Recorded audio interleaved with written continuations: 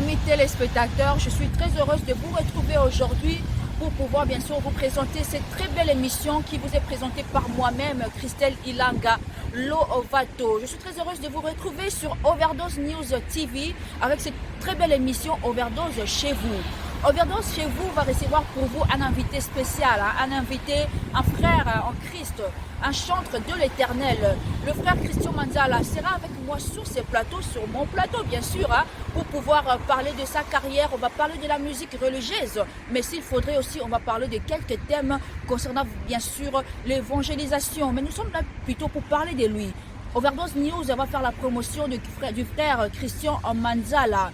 Un frère très généreux, un frère très timide, un frère qui est vraiment ancré dans la mission du Seigneur. Alors avec lui, nous allons un peu parler de son parcours. On va essayer de parler de lui, histoire de faire la promotion de ses chansons aussi, de ces très belles chansons qu'il a chantées pour notre Jéhovah, qui a chanté pour l'Éternel, notre Dieu. Si nous sommes tous vivants, nous devons bien sûr dire merci à notre Dieu, parce que c'est grâce à lui que nous avons le souffle de vie. Si vous et moi, nous sommes là aujourd'hui, c'est parce que Dieu a permis que malgré la COVID-19, nous puissions toujours être vivants, que nous puissions toujours être là pour enfin lui faire voir sa gloire. Alors, je vais recevoir pour vous, sur ce plateau, le frère Christian Manzala. Le frère Christian Manzala va bien sûr faire son entrée sur ce plateau, avec bien sûr la permission de Divine Mpoutoula Taylor, la maman de Kwisi, celle qui est bien sûr derrière la caméra. Alors, le frère Christian Manzala a fait déjà son entrée. Avec lui, nous allons essayer un peu de parler de son parcours. On va essayer de parler de lui. Le frère Christian Manzala, il est avec moi déjà sur ces plateaux, avec la permission bien sûr de notre caméra woman. Voilà, je vais recevoir sur ce plateau le frère Christian Manzala que vous voyez. Alors, vous allez me permettre un moment, je vais bien sûr, mais on va partager les micros, avec le frère Christian Manzala. Bonjour le frère Christian Manzala. Bonjour maman Christelle Ilanga. Bonne santé. Oui, santé Zamalam, je vais bien. Voilà, on va remémorer dans les anding, quinois, parce que tout ça, premièrement, c'est quinois, tout le monde est congolais, mini lingala, parce qu'il n'y a pas que le francophone qui nous suivent, hein. Il y a aussi les lingalaphones, voire même les anglophones, mais quand même, nous sommes des Congolais, on va essayer de parler, pas essayer, mais nous allons le faire en lingala. Là, Christian Manzala Boni Nzoto, Nzoto za Kolombono. Oui, je vais bien. Na vitu sawa na lingala. Na hivi papa la Cristiano trop français pour moi na mais lingala nini. Oui, nazabia. Comme ça va. Voilà, alors un mot d'abord de ma téléspectateur tout bazola na biso na moment oyo. Na pesi bande konyo bazali kolanda biso bambote na bino place bozwami.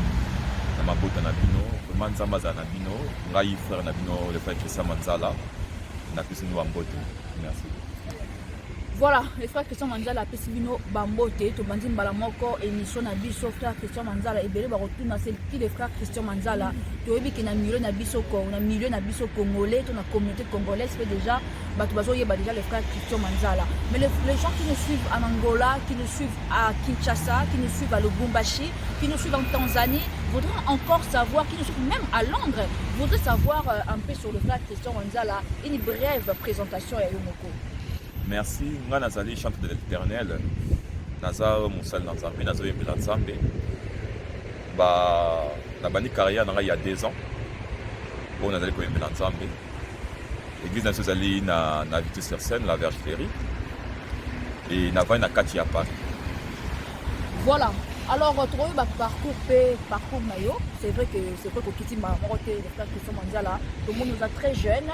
Alors, parcours notre Congolais, c'est vrai que tu me diras, je sais, ma réponse est à Mini, mais c'est pas aussi mauvais que quelqu'un sorte de l'ordinaire pour servir pour Nzambe. Et puis ça, dans nos parcours, on a eu comment tu t'es directement, comment tu t'es retrouvé dans la musique chrétienne? Merci maman pour la question tout na ndenge toza nanza awa na botami na famille chrétienne. Mon père c'est un évangéliste, il s'appelle évangéliste John Manzala. Bande que belé na ville ya Crey bayebi. Donc na ba itonga, de balaki sanga kaka losambo. Ensuite na kokuta na papa na ngai na église oyo ngai na kendaka, église la Vierge Flérie, na pesi bande ko nyonso la Vierge Flérie mbambote na bango. Ils ont mis na kati ya Vitry sur scène, na ville à Vitry.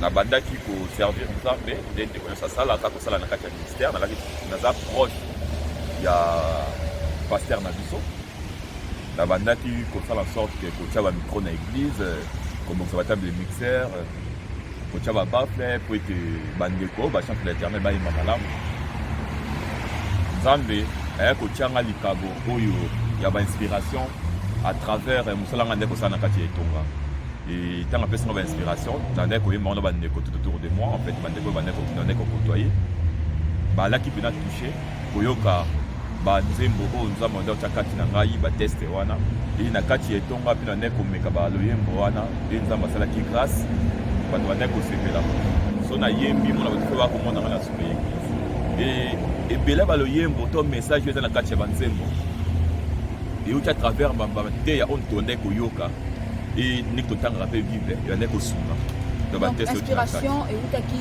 par rapport à mateya c'est ça mosala ndeki kosala na kati ya etonga yango mpe esalaki en sorte ke ebota oyo nga naza lelo. D'accord, alors le frère Christian Manzala, c'est vrai, souvent on va poser ma question. Moussala, oh, journalisme, c'est vrai que tu es dans les kilapoto, tu changes pour moi le côté. Bon, c'est pas que changer le côté, mais tu as pointé pas un sous-sous. Alors, merci à tout le monde. Ah, oui, la journaliste, alors, on a influencé par Nani, on a mis Nani, on a Nintel. Et puis d'après ça, il y a aussi le journalisme. On se retrouve qui n'a IFASIC. Après, bien sûr, 6e année, il y a études humanitaires. Dès qu'on a se retrouvé dans IFASIC, c'était vraiment un choix. Alors, je suis peut-être un frère Christian Manzala. Tu t'es retrouvé dans la musique chrétienne, c'est vrai, dans le gospel. Mais dis-nous alors, tu as été influencé par qui? Quand je dis influence, c'est pas dans le mauvais sens, ni bref, dans tous les sens du terme. Alors, tu as été influencé par quel musicien qui faisait ou qui fait déjà la musique gospel? C'est qui l'on a parce que merci pour la mission de votre maman. Mutu onga ndeko landa mingi koyoka pe mingi elaki papa na biso il faut que du ciel na papa na so pichu mwanza parce que balaki papa moko ba message na moko mingi ba mbala banzembo ezotala beaucoup plus social. Donc quand je parle de social en fait ezolo bela biso ba vie na biso neto vivaka na en famille vie privée tout ça. Donc ça parle de tout en fait. Donc bato wala balaki bato vraiment on a la son yoka bango na na sengo mingi. Nene sengo mingi yangwana na tukotanga dende ko wana da papa na biso il faut que du ciel na papa na so pichu mwandi. Ah d'accord, mais il faut que du ciel déjà c'est déjà bon. Maintenant on a appelé le frère Thomas Lokofe alobaki pichu mwanza ba thème naie vraiment ça vient pas de l'inspiration.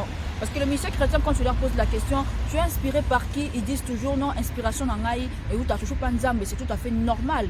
Le musicien aussi peuvent dire que inspiration est dans la société.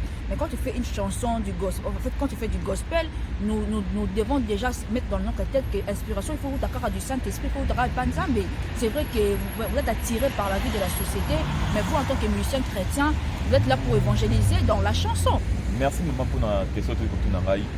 Bon, ce qui peut prendre biso demande au coffee alobaki lo denge wana on les a engagés kaka yi musala ya nzambe chacun est libre donc biso tous à la donc na to partager la même opinion parce que mutandana ndenge na ye apensaka na ye alors ngai soki ba papa na bazo yemba na la quand même touché parce que na cette na ba message na bango ba yemba na lo yemba et je voulais porter aussi parmi ba papa on a linga makasi on a la chance yo ka bango et ça rend en sorte que na zo maïle mon salaire na kati wana ngape na zo ata ya moke na bakisa susu papa nanga Bian papa Bian il y a plein de musiciens du gospel parmi les deux là qui tu as cité qui d'autres encore inspirent Kayo qui d'autres encore influencent Kayo et voilà bon tu as tout le temps de citer hein oui naza pe papa nanga frère Mété donc papa Mété ça zali nzamba za na ye papa Mété c'est un papa au gars banze no so yo kango moro chumbu donc c'est un peu son prononcer comme on est malamu mais papa nanga na pe na la na touche na banze mona bango donc banze ba yeme ko tanga la tina ngai na dina kankolo yonso kala le gars banze moko boy on a la so yo kango dans la voilà. Voilà, bon, comprenez, hein, c'est à tout moment que je demande aux frères de la mini caméra, donc on va comprendre que c'est tout à fait normal. C'est tout à fait normal. Il veut plus regarder Christelle Ilanga. Donc, à traquer Christelle Ilanga, c'est pour la tala. Voilà, c'était juste pour rire avec l'anecdote. Voilà. Alors, tout le temps, on a jeune, et il y a aussi plein de pasteurs qui chantent. Hein. C'est pas mauvais qu'un pasteur chante. Pasteur, chanteur, chanteur, pasteur.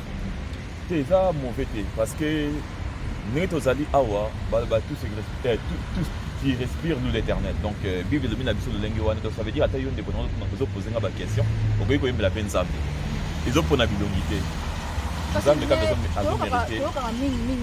pasteur asala musala na yo, chanteur pas ça musala na yo, muto asala musala na yo. Le pasteur pas comme musicien, c'est pas. On peut pas tout mélanger parce que batolo babon à condition que ce qu'on bengamité.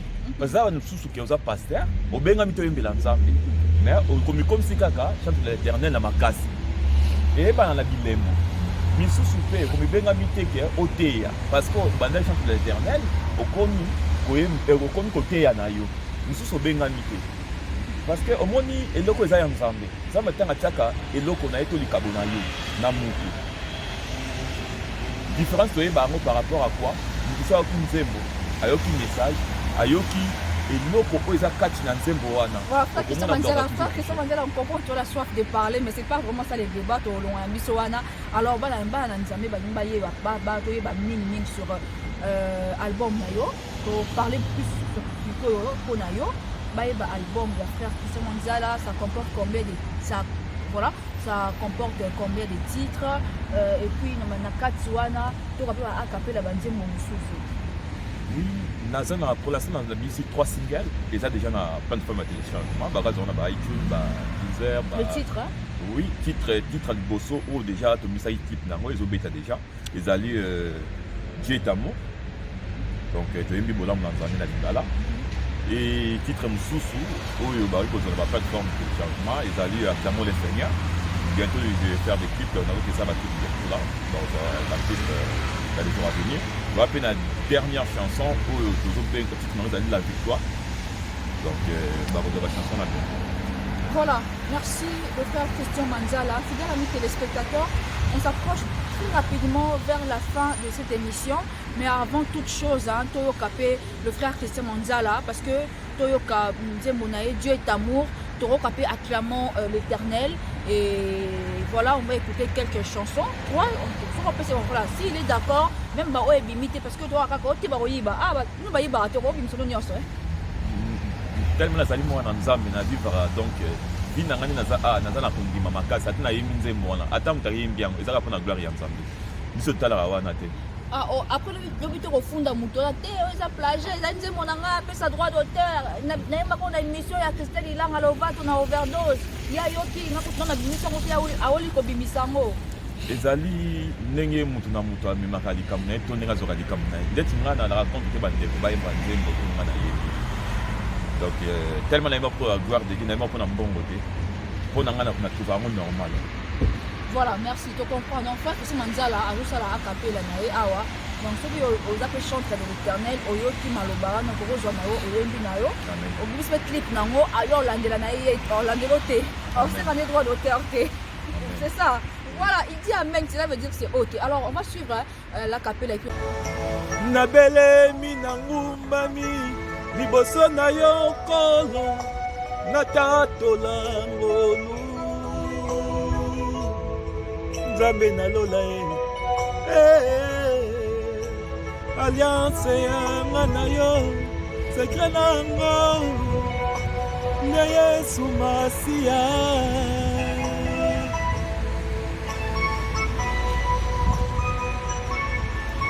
resita libota nanga secret nango nde Yesu Masia.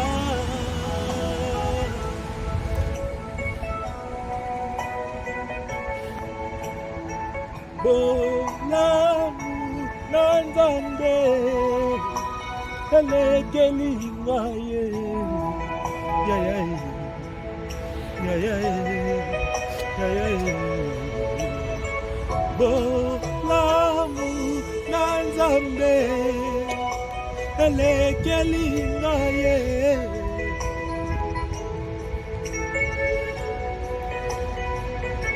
nazalaka soki nakanisi bolamu ekuluzu etindaka nga nasanjola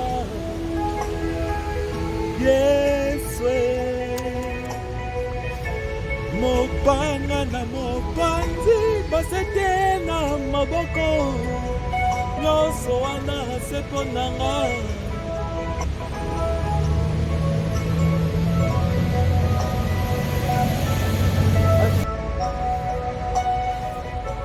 alongoli elamba ya nkembo ya bakonzi alati elamba ya mokili etonda masumu ye bolamu epesa ana samuele sara izake oyo molunini ye bandeko na nga boyemba bolamu na nzambe. Oh Seigneur, merci pour ces bienfaits. Nzambe asalama banene bamoya bato. Bolamu na Nzambe elekeli ngaye.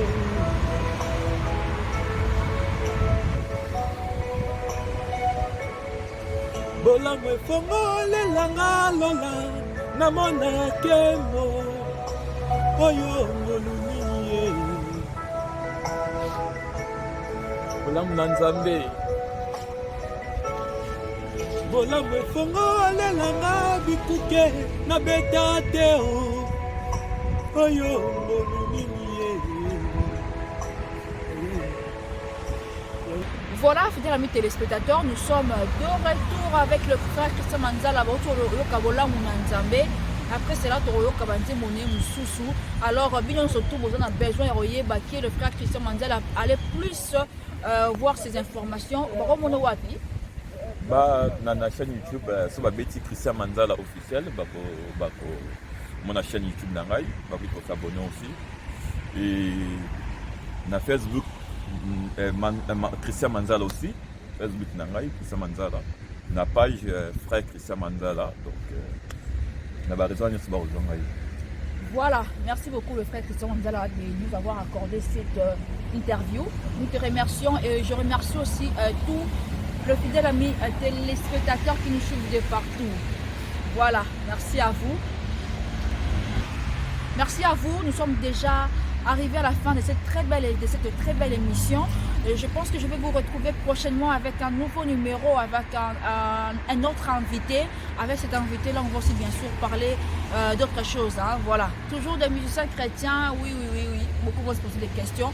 Ben, c'est vraiment une voie que nous voulons emprunter. Alors, on va se retrouver dans Overdose Découverte. Hein. Je vais vous faire visiter la ville des Vitrines. Alors, toutes les personnes qui sont intéressées par la France, je vous parlerai un peu plus de la France, mais prochainement, comme la fois dernière, je vous ai parlé de la ville des Creil, mais c'était plus basé sur la neige. Hein. Alors, nous sommes déjà arrivés à la fin. Merci au frère Christian Manzala de nous avoir accordé cette interview. Alors, on se retrouve avec vous prochainement, mais j'en profite pour dire merci à la grande équipe Overdose News TV depuis Kinshasa. Merci au cordon Christian Odia. Merci à David Matoto, le financier. Et merci à Nesca Ngoma, qui est bien sûr notre réalisateur et monteur. Et je n'oublie pas Marcella ainsi que Nathan Lumumba. Alors, je ne peux pas aussi oublier, fidèles amis téléspectateurs, de dire merci à tous ceux qui nous suivent un peu de partout. Là, je n'oublie pas celui qu'on appelle, merci beaucoup à Christian Langou, Motemaya. Et aussi merci à ma petite soeur que j'aime beaucoup. Elle me suit depuis Kinshasa, Merveille Walaka. Merci à la maman de Quincy, Divine Mputu, la Taylor. Je n'oublie pas toute la grande équipe de Matinée Entretien. Alors là, je me souviens directement de Trésor Kalema, de Michael Mouyekou, de Espérance Messou, de Jaël Matondo. Et qui encore j'ai oublié? Vous êtes tellement nombreux. Diane Walembo, Héritier Kabi. Merci à vous, fidèles amis et téléspectateurs. Alors, je laisse le frère Christian Manzala prendre son temps de faire des acapellas parce qu'il a vraiment besoin de vous. Il veut faire sa promotion. Alors, vous tous qui aimez bel et bien la bonne musique et surtout la musique gospel, suivez bien ses paroles. Hein. Il dit des choses qui attirent, il dit des choses qui conseillent. Alors, il évangélise à travers la parole de Dieu, à travers, bien sûr, la chanson plutôt. Alors, je laisse le frère Christian Manzala, je lui laisse le micro. Et voilà, moi je termine par ici. Alors, lui, il va faire, bien sûr, ses acapellas. Merci, merci, Nabande Konyo, Sobati Kolanda Biso. Napesi Mbambote place Bozwami, Nzambaza Nabino. Napesi Mbote na mon pasteur, le prophète Serge Pambou. Napesi Mbote na mon frère Samuel, frère Sige, frère Aimé, le frère Chris Jojo Malenge na Orléans. Napesi Mbote Belé, Jojo Malenge, place à Nzambaza Naye. Napesi Mbote na ma sœur Inès na Orléans. Napesi Mbote na sœur Nadia. Napesi Mbote place à Zali.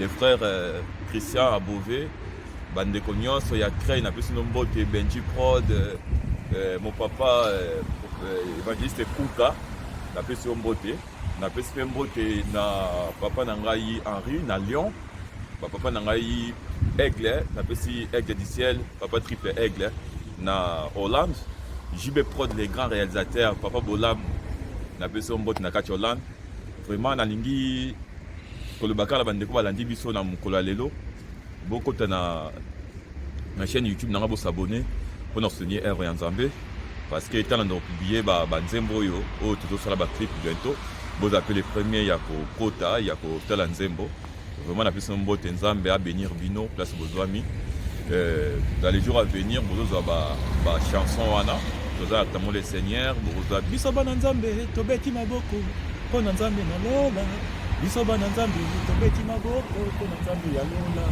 ya pesi bomo ya pesi makasi to sanjola ye biso bana Nzambe tobeti maboko pona Nzambe ya lola Nzambo yo alala kateo animba kateo to sanjola ye biso bana Nzambe tobeti maboko pona Nzambe ya lola ya pesi bomo ya pesi makasi to sanjola ye biso bana Nzambe tobeti maboko ya pesi bomo ya kodondwa likolo ya nyonso akila bozakamo le Seigneur